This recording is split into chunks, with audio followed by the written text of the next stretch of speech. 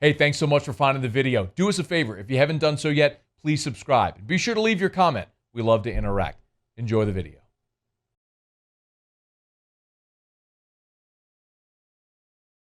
Matthew Langlois. Tell us about him. How did this come to be? The offer went out a few weeks back, and he was committed to K-State at the time, and he sort of felt, obviously talk things over with his family, but for a kid from the New Rose area, it was going to be very tough for him to pass up a chance to play for DBU, to play at LSU, and they offered him at safety, and look, he's got the frame to play safety in the SEC. People who have seen him play will agree he's a natural athlete. I mean, as a junior, he was sub-11 in the 100 meters. You see it translate to the field. He plays both ways, and they're in a pretty run-heavy offense. He plays running back, and you can see the burst, and then he plays safety, and you see how well he moves. The top-end speed is definitely there, and he's a really willing tackler. I mean, he is laying guys out on film. And now you look into, okay, he's going to transition to full-time DB. That takes a little time. That's fine. The talent's there. They loved him, and I really like this addition. They need safeties. Cam Lewis and Jacoby Stevens are gone, I would guess, after this season. Mo Hampton's back, and we haven't seen much of Jordan Tolles. He was a top 100 guy, but we just don't know yet what he brings you. So they only had one safety committed in Kari G. He's out of Atlanta. I love adding an in-state guy to sort of, at this point, the combination of his talent and LSU's needs made complete sense to me. So, Shea, there's obviously another very highly respected safety in state that's still uncommitted, in Sage Ryan. Does this affect that at all, or is this telling at all? No, I think they need as many safeties as they can fit and get. And look, they like Sage as a guy who can play corner. They think he can play nickel really well. So, no, won't affect Sage one bit. Okay. We also saw over the weekend that Jack Bech got his offer from LSU. Okay, let's walk through this, because part of me says, okay, maybe that means they're not super confident about Brian Thomas at Walker, but Bech is also playing really well. So make that balance make sense to me here. Well, look, I think that you're right. I mean, you could say, okay, and I'll touch on more than this in a second with Brian Thomas and where things stand, but I almost feel, and I do feel this way, that Jack Bech is a standalone, kind of earned the offer. And you saw Matthew Langlois. They haven't needed safety, sure, but his senior film was great.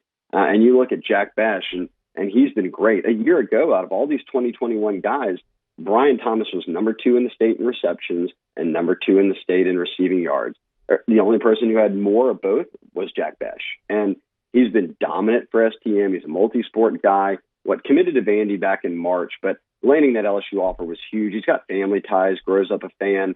It's tough to pass that up. So we've seen picks start to roll in on the 24/7 crystal ball for him to flip from Vandy to LSU, including my pick. But look, Walker Howard's his quarterback. He's committed to LSU, and you can take him at receiver, and you can put him at tight end and flex him out if you need to. He's not far off, Matt, from where Thaddeus Moss was coming out of high school. A little bit lighter, but he's got the frame to get there, and he's going to play around 6'3", and unless he keeps growing. But the talent's there. He just knows how to get open, strong hands, can high point a ball.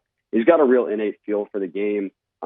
They played a team where you went to high school, I won't say it, but he goes over 200 yards. He was unstoppable. And they went ahead, made the offer, and I think that's a guy that could be one of these next guys to commit and jump on board. And I really like it. I think it's a guy that I wouldn't let leave the state when he has that sort of production and certainly the athleticism and bloodlines that he's put together. You can say it.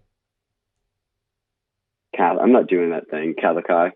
I'm not screaming it. Feels like you should. No, I'm not doing it. It's all right. Got him last year. It's a good series. They should keep playing that every year.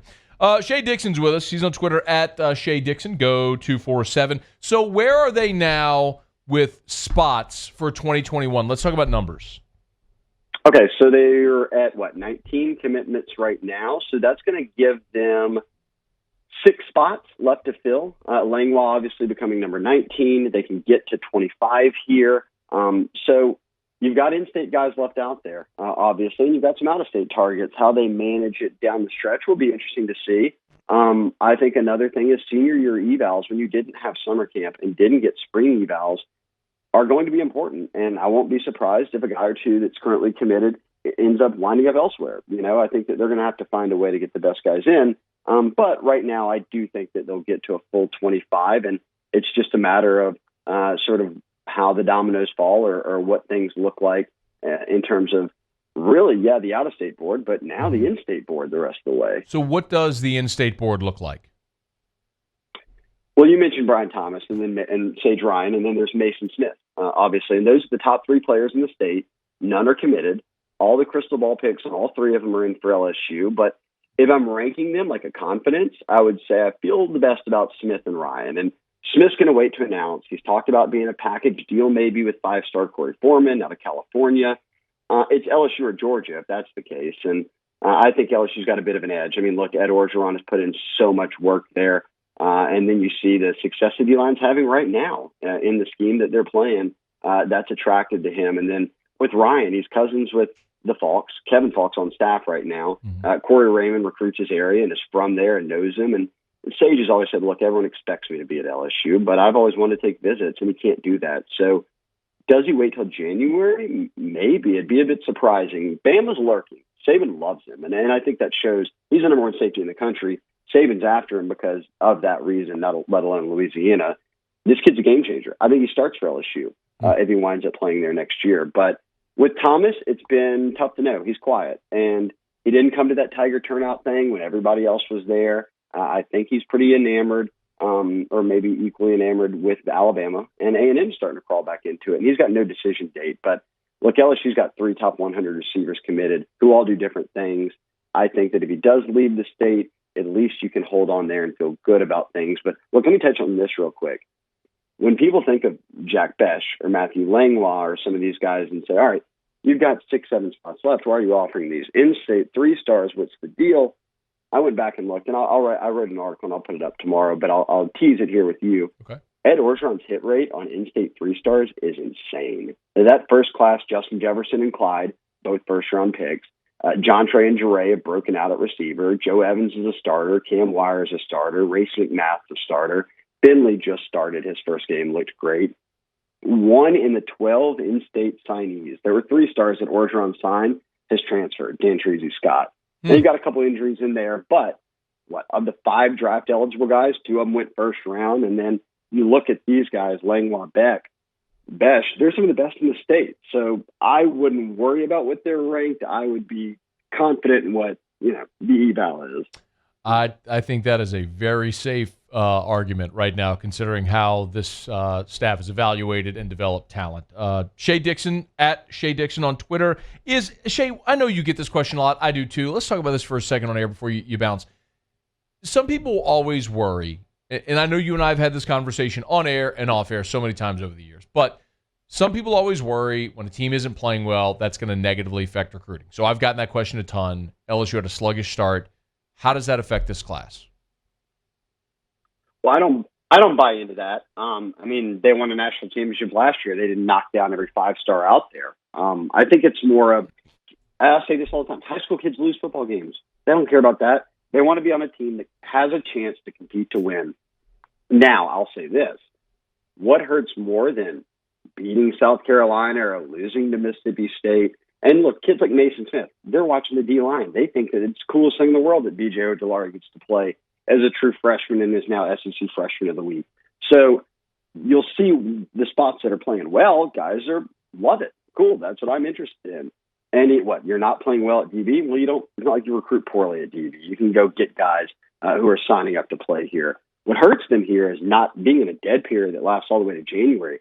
LSU won a national championship, and they will go an entire year from when they lifted the trophy with 2 months and maybe a week. No, that's not true, because in January they couldn't have kids on campus that whole stretch. So a month and a half of where they could actually have kids in on a visit of 12 months. So they didn't ever come and see the trophies. They didn't ever come and hold the Heisman. They didn't ever see the locker room maybe for the first time for these out-of-state kids. That's when teams like Bama and Clemson were popping kids from out of state. And LSU's got a top 5 class. They're going to have a really good class. But what's affected them most in recruiting is that it's been a dead period now for 8 months. Shea Dixon, make sure you follow his work. He's on Twitter at Shea Dixon. Go 247, where you can go read up and catch up on all the recruiting news. LSU gets a commit today and possibly more to come. Shea, we appreciate it, man. Thanks. Hey, thanks for having me on, as always, Matt. Hey, thanks so much for watching. Please leave your comments. I love to interact, and be sure to hit the red subscribe button below.